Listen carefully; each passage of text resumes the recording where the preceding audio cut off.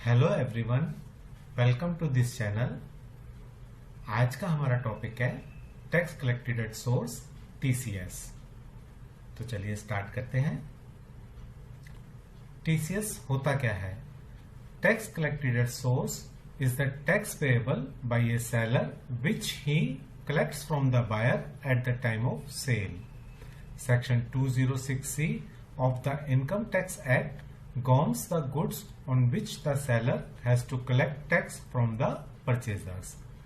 Section 206C of the Income Tax Act के under कुछ ऐसे गुड्स स्पेसिफाई किए गए हैं जिनको सेल करने पर सेलर को बायर से टैक्स कलेक्ट करना होता है और वो टैक्स कलेक्ट करके गवर्नमेंट अकाउंट में जमा कराया जाता है, जिसको टीसीएस यानी कि टैक्स कलेक्टेड एट सोर्स बोला जाता है। जब ये टैक्स कलेक्ट करके गवर्नमेंट अकाउंट में जमा कराया जाता है on the behalf of purchaser, तो परचेजर जब अपनी इनकम टैक्स की रिटर्न फाइल करेगा तो ये वाला अमाउंट जो परचेजर ने टीसीएस पे किया है उस अमाउंट को वो अपनी इनकम टैक्स रिटर्न में यूटिलाइज करेगा, क्योंकि सेलर परचेजर के बिहाफ पे टैक्स कलेक्ट करके गवर्नमेंट अकाउंट में जमा करा रहा है। ठीक है, अब हम एक एग्जांपल से समझते हैं। फॉर एग्जांपल, सेलर ने 10,000 रुपीज का गुड सेल करा, स्पेसिफिक गुड सेल करा और उसके ऊपर सपोज 1,000 रुपीज उसने टीसीएस कलेक्ट करा। टोटल उसने 11,000 रुपीज कलेक्ट करे। इसमें से 1,000 रुपीज जो उसने कलेक्ट करा था वो परचेजर के बिहाफ पे गवर्नमेंट अकाउंट में जमा कराएगा। और सेम जब परचेजर अपनी इनकम टैक्स की रिटर्न भरेगा, अपनी इनकम टैक्स रिटर्न फाइल करेगा, तो 1,000 रुपीज जो उसके बिहाफ पे सेलर ने डिपॉजिट कराया हुआ है, इस 1,000 रुपीज को वो अपने इनकम टैक्स रिटर्न में क्लेम करेगा। ठीक है, अब मैं आपको थोड़ा सा टीडीएस और टीसीएस में डिफरेंस बता देता हूं। जैसा हमने टीडीएस के टॉपिक में देखा था, आप टीडीएस की वीडियो ऊपर आई बटन क्लिक करके चेक कर सकते हैं, देख सकते हैं उसको। टीडीएस में क्या होता है, परचेजर जब सेलर से कोई स्पेसिफिक गुड्स लेता है या सर्विसेज लेता है तो उसमें वो टीडीएस डिडक्ट करके पेमेंट करता है। फॉर एग्जाम्पल, ये सेम यही एग्जाम्पल लेते हैं। 10,000 रुपीज की अगर परचेजर ने कोई सर्विसेज या गुड्स, स्पेसिफिक सर्विसेज या गुड्स लिए सेलर से, तो 10,000 रुपीज के ऊपर वो 1,000 रुपीज टीडीएस डिडक्ट करेगा और 1,000 रुपीज वो गवर्नमेंट अकाउंट में जमा कराएगा on the behalf of seller. अब इस टीडीएस के केस में क्या होता है, जब सेलर अपनी इनकम टैक्स रिटर्न जमा कराएगा तो वो ये 1,000 रुपीज जो बायर ने उसके बिहाफ पे जमा कराया है, इस 1,000 रुपीज को वो अपनी इनकम टैक्स रिटर्न में क्लेम करेगा। ठीक है, और टीसीएस में इसका उल्टा है। टीसीएस में टैक्स डिडक्ट नहीं होता, टैक्स कलेक्ट किया जाता है, क्योंकि सेलर ने परचेजर टैक्स कलेक्ट करना है और on the behalf of purchaser government account में जमा कराएगा। तो ये तो हुआ हमारा टीसीएस और टीडीएस का डिफरेंस एंड टीसीएस का इंट्रोडक्शन। अब हम आगे चलते हैं। Classification of seller for TCS. अब क्या है, इनकम टैक्स डिपार्टमेंट में गवर्नमेंट ने कुछ सेलर्स की क्लासिफिकेशन दी गई है, वो ही सेलर टीसीएस कलेक्ट कर सकते हैं, उनके अलावा और कोई सेलर टीसीएस कलेक्ट नहीं करता। There are some specific people और organisation who have been classified as seller for tax collected at source. No other seller of goods can collect tax at source from the buyers apart from the following list. जो नीचे list दी हुई है ये ही authorised है, ये इनका classification हो रखा है as a seller for collection of TCS. अब क्या क्या है इसमें, सेंट्रल गवर्नमेंट। सेंट्रल गवर्नमेंट अगर स्पेसिफिक गुड सेल करती है तो वो उसके ऊपर टीसीएस कलेक्ट करेगी। स्टेट गवर्नमेंट टीसीएस कलेक्ट करेगी, लोकल अथॉरिटी टीसीएस कलेक्ट करेगी, स्टैट्यूटरी कॉर्पोरेशन और अथॉरिटी टीसीएस कलेक्ट करेगी, कंपनीज जो अंडर कंपनीज एक्ट के अंडर रजिस्टर्ड है वो टीसीएस कलेक्ट करेगी, पार्टनरशिप फर्म्स को टीसीएस कलेक्ट करना होगा, कोऑपरेटिव सोसाइटी को टीसीएस कलेक्ट करना होगा और गवर्नमेंट अकाउंट में जमा कराना होगा। Any person, any individual person और एचयूएफ जिनका अकाउंट्स ऑडिट होता है अंडर सेक्शन 44A(b) के अंदर, उन्हीं को टीसीएस कलेक्ट करने की अथॉरिटी है। अदरवाइज इंडिविजुअल और एचजीएफ को टीसीएस कलेक्ट नहीं करना है। ठीक है, ये तो क्लासिफिकेशन ऑफ सेलर हो गई। अब हम आगे देखते हैं classification of buyer. A buyer is an individual who obtains goods or even the right of receiving goods at a sale, tender, auction or other mode. Buyer कोई भी गुड्स बाय करता है इन एनी शेप, चाहे वो tender की shape में हो, चाहे सेल हो, चाहे ऑक्शन हो, उसको टीसीएस पे करना होता है। हाँ, कुछ सर्टेन बायर्स हैं जिनको टीसीएस से एग्जम्प्ट रखा गया है। These are the following people and organization who are exempted from the classification as buyer for TCS। अब कौन कौन है जिनको टीसीएस से एग्जम्प्ट रखा गया है? पब्लिक सेक्टर एंटिटीज और कंपनीज, जो भी पब्लिक सेक्टर के एंटिटीज हैं उनको टीसीएस से एग्जम्प्ट रखा गया है।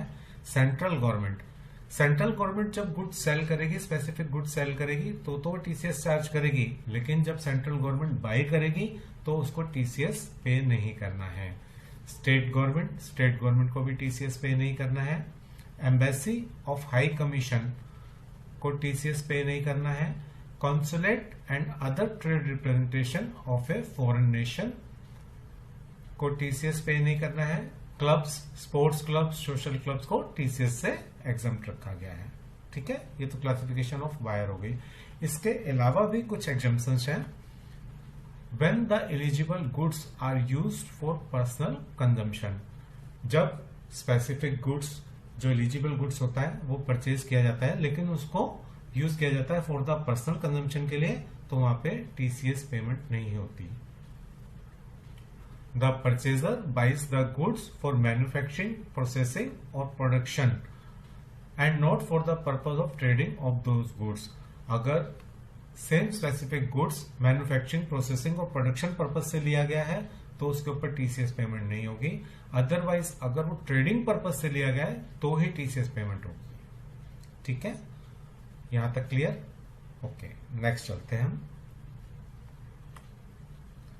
सेक्शन 206C के अंडर जो गुड्स स्पेसिफाई किए गए हैं और उनके क्या क्या रेट हैं टैक्सेस के, ये मैंने यहां लिस्ट प्रोवाइड कराई है। Liquor of alcoholic nature made for consumption by human, 1% इसका टैक्स कलेक्ट होगा। Timber wood under a forest lease 2.50% TCS है।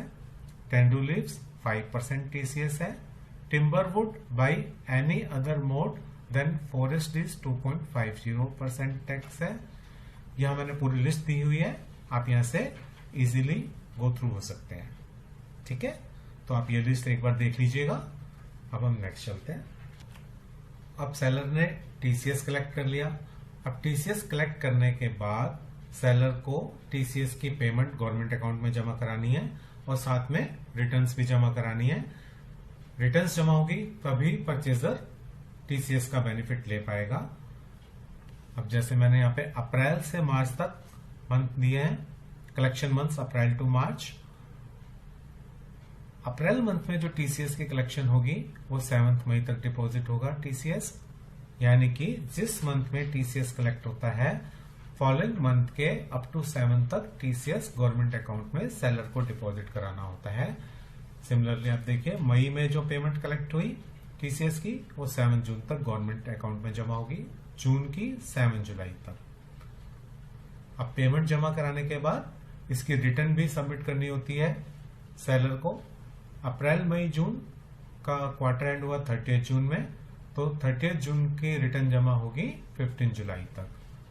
ऐसे ही सेकंड क्वार्टर Q2 जुलाई अगस्त सितंबर, 30 सितंबर को क्वार्टर 2 का एंड हुआ तो 15 अक्टूबर तक इसकी रिटर्न जमा करानी होगी। ऐसे ही थर्ड क्वार्टर की रिटर्न 15 जनवरी तक जाएगी। फोर्थ क्वार्टर 31 मार्च की रिटर्न 15 मई तक की डेट होती है डिपॉजिट कराने की रिटर्न। ठीक है, ये तो हमारी पेमेंट्स और रिटर्न हो गई। अब हम नेक्स्ट चलते हैं। Certificate of TCS. अब सेलर ने अपनी पेमेंट भी, टीसीएस की पेमेंट भी गवर्नमेंट अकाउंट में जमा करा दी, अपनी रिटर्न भी सबमिट कर दी, तो उसके बाद सेलर परचेजर को टीसीएस सर्टिफिकेट प्रोवाइड कराएगा, तभी परचेजर टीसीएस का क्लेम अपनी रिटर्न में ले पाएगा। ठीक है, तो when a tax collector file his quarterly TCS return that is form 27EQ, seller ने अपनी रिटर्न जमा कराई 27EQ में, he has to provide a TCS certificate to the purchaser of goods. तो टीसीएस सर्टिफिकेट उसे परचेजर को provide कराना है। Form 27D is the certificate issued for TCS return file. Form 27D होगा जो टीसीएस का सर्टिफिकेट होता है, वो फॉर्म 27D होता है जो परचेजर को प्रोवाइड कराया जाता है। और उसके अंदर कौन कौन सी डिटेल कंटेन होती है?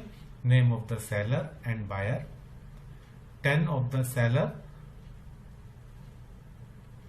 जो भी सेलर अपनी टीसीएस की रिटर्न सबमिट कराता है उसका 10 नंबर यहाँ मेंशन होगा। PAN of the both seller and buyer, दोनों का पेन नंबर होगा सेलर और बायर का। Total tax collected by the seller, seller ने कितना टैक्स कलेक्ट करा परचेजर से उसका अमाउंट यहाँ आएगा। डेट ऑफ कलेक्शन आएगी, the rate of tax applied, क्या रेट टैक्स का अप्लाई हुआ था। ठीक है, आई होप टीसीएस के बारे में अच्छे से क्लियर हो गया है। ठीक है, अब हम नेक्स्ट देखते हैं। टीसीएस के बारे में एक डिटेल्ड ओवरव्यू मैंने दे दिया है, but yes, a part of that rules and provisions from the financial year 2021 TCS में कुछ न्यू इंसर्ट हुआ है। वो क्या इंसर्ट है? एक्चुअली फरवरी 2020 में जो बजट आया था उसमें प्रपोज किया गया था, now it has been implemented for the financial year 2021। क्या है?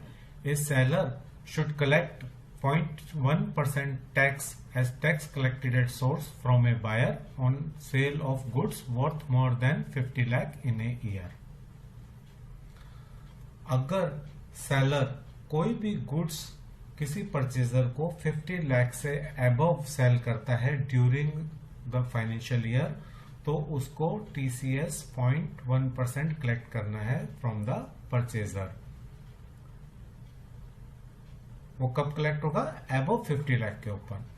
फॉर एग्जाम्पल, अगर सेलर ने 60 लाख रुपीज का गुड सेल करा तो उसको 60 माइनस 50 लाख 10 लाख के ऊपर 0.1% टैक्स कलेक्ट करके गवर्नमेंट अकाउंट में जमा कराना होगा। ठीक है, टोटल 60 लाख के ऊपर टैक्स कलेक्ट नहीं होगा, जो भी अमाउंट 50 लाख से अबव होगा ड्यूरिंग द ईयर उसके ऊपर टैक्स कलेक्ट करके गवर्नमेंट अकाउंट में जमा कराना होगा। इसमें एक कंडीशन और है, if the seller on sales exceed ₹10 crore during the year, but seller तभी टैक्स कलेक्ट करेगा जब उसकी अपनी सेल, अपनी total turnover during the year 10 crore से अबव है, तभी वो टैक्स कलेक्ट करने के एलिजिबल होगा। और नेक्स्ट देखते हैं, if the buyer does not have a PAN और an Aadhaar then the rate of TCS would be 1%। अगर बायर के पास पैन नंबर और आधार नहीं है तो टीसीएस का रेट 1% होगा इंस्टेड ऑफ 0.1%। ठीक है, तो आज का टॉपिक यहीं एंड करते हैं। होप ये आपको टॉपिक अच्छे से क्लियर हो गया और आपको ये वीडियो भी अच्छी लगी। So thank you so much. इसे प्लीज लाइक करें और अगर ये इन्फॉर्मेटिव लगी तो इसे आगे भी शेयर करें और ऐसे ही इन्फॉर्मेटिव वीडियो पाने के लिए चैनल को सब्सक्राइब करें। Thank you so much.